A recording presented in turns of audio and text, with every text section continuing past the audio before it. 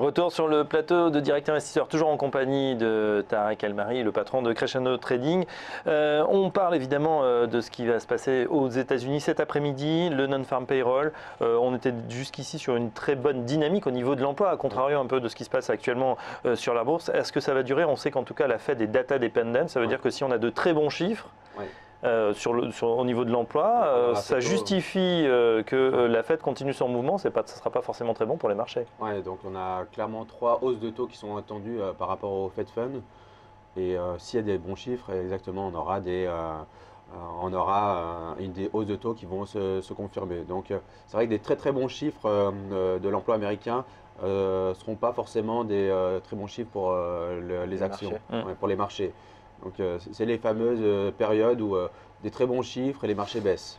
Donc il faudra faire attention à 14h30. Je voulais parler avec vous, Tarek, effectivement, de ce qui se passe dans ces mouvements de très forte volatilité, de forte baisse. À ce moment-là, bien évidemment, les investisseurs, c'est un peu le flight to quality. Oui. On se réfugie sur les valeurs refuges. On voit qu'il y a des choses quand même qui ont bien marché. Le yen, l'or, quoi d'autre? L'or n'a pas forcément fait valeur refuge, en tout cas pour le moment. Si les marchés décrochent de 20%, là on oscille toujours à 1000 $. Et on a pour l'instant des investisseurs qui, malgré la baisse, pour l'instant c'est une correction sur les marchés. Malgré que ce soit la pire semaine depuis 1928 à Wall Street et la pire semaine depuis les années 2000 sur le CAC 40, on n'a pas vraiment encore de flight to quality sur le marché obligataire par exemple. Les investisseurs ne se réfugient pas, les taux ne baissent pas fortement. On est toujours sur la dette allemande à 0,5% et sur la dette à 10 ans française à 0,9%. Donc, pour le moment, les investisseurs liquident un peu leur position. Il n'y a pas vraiment. Est-ce que ça veut dire que c'est un trou d'air qui peut être temporaire? Non, pour l'instant, ça peut baisser doucement pendant toute l'année. Et pour le coup, les investisseurs ne vont pas chercher automatiquement à acheter de la dette à des taux négatifs ou acheter de l'or.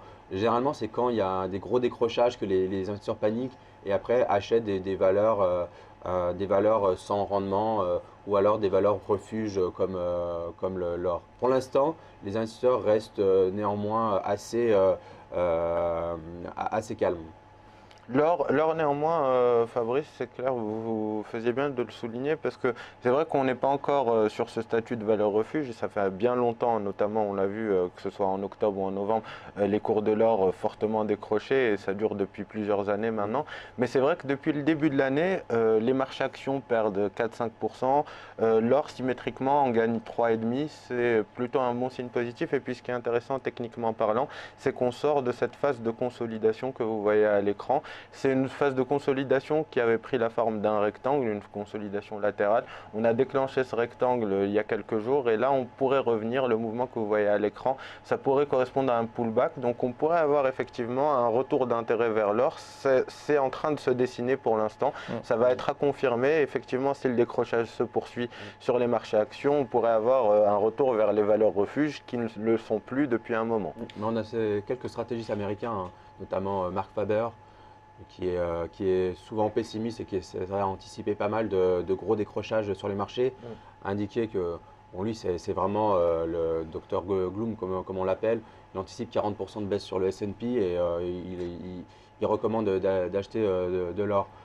Mais là, il faudra attendre d'une vérification sur les prochaines semaines d'une poursuite du décrochage. Et là, clairement, on pourrait voir l'or passer à 1200, 1400. Mais pour l'instant, il a du mal à retrouver l'engouement des investisseurs. C'est vrai que ça a fortement baissé depuis 3-4 ans.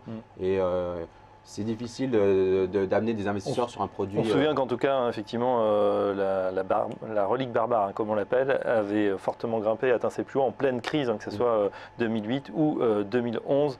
Évidemment, on ne se souhaite pas ça pour tous ceux qui ont des actions. Et puis il y a une autre raison également qui pourrait expliquer ce décrochage sur les marchés actions, c'est qu'avant août, les investisseurs étaient assez couverts et leur portefeuille était assez couvert par des puts contre une baisse. Après le mois d'août et le rallye du mois d'octobre qu'on a connu, les couvertures n'ont pas été aussi intenses, les gérants n'ont pas autant couvert leur portefeuille et donc ce qui fait que dès qu'une baisse est déclenchée, elle est beaucoup plus rapide forcément parce que justement les investisseurs ne sont pas couverts contre cette baisse-là. Qu'est-ce qu'on peut faire justement dans ces phases de forte volatilité? Est-ce qu'il faut rester à l'écart du marché? Est-ce qu'il faut en profiter? Est-ce qu'il faut rentrer dedans? Il y a clairement beaucoup d'opportunités et À chaque décrochage, en réalité, il y a des ventes paniques. Et là, c'est des opportunités, c'est surtout du scalping, des positions à très court terme en fait, qui sont réalisables dans ce type de marché. Rester investi, en tout cas à l'achat sur ce type de marché, je le déconseille.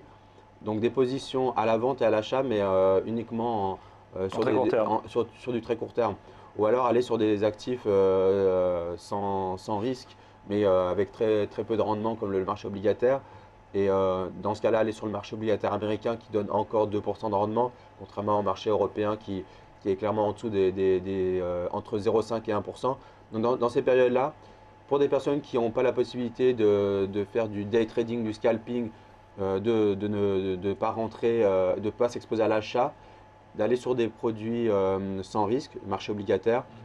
Et pour des personnes qui ont la possibilité d'être actifs, de profiter des points de pullback pour se mettre vendeur à découvert et d'attendre des forts décrochages comme on a eu 7% une semaine pour prendre des positions à l'achat, mais toujours en gardant à l'esprit que c'est du court terme. Donc il faut être très réactif, encore plus exactement. réactif. Sur les devises, un mot des devises, on a parlé du yen effectivement qui s'était apprécié, enfin du moins qui fait office de valeur refuge. Est-ce qu'il y a d'autres choses à faire du côté de l'euro-dollar? Tout va être l'euro-dollar, on va suivre les chiffres de l'emploi américain. Si les chiffres sont très bons, on aura 3 hausses de taux aux États-Unis. S'il y a 3 hausses de taux aux États-Unis, l'euro-dollar va se déprécier.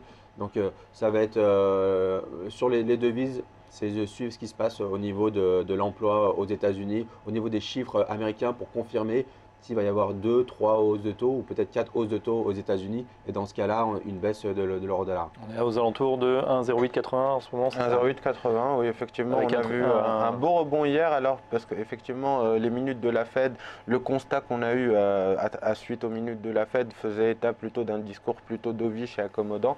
On va attendre, on a vu qu'on était revenu assez haut, aux alentours des 1,0, au-dessus des 1,0880, quasiment on a titillé les 1,09.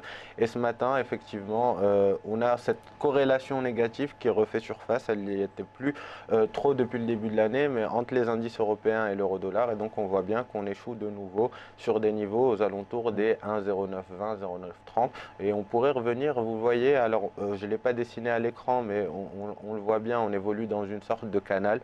On aurait buté sur la borne haute de ce canal et on pourrait revenir chercher, pour l'instant, en attendant les chiffres de l'emploi cet après-midi, les 1,08 ou 1,0780. Cela dit, les chiffres de l'emploi, c'est une statistique très importante qui peuvent avoir un impact majeur et faire bouger la devise, justement la paire, dans un sens ou dans l'autre de manière très rapide. Donc il faut être prudent. Les chiffres de l'emploi cet après-midi à surveiller avec beaucoup d'importance. Il nous reste 30 secondes. Tarek, votre avis sur le pétrole, toujours à la peine, qui a cassé les 35 $? C'est vrai que les planchers sont cassés de façon continue. On a même l'Iran qui a dit qu'il voulait un baril à 1 $.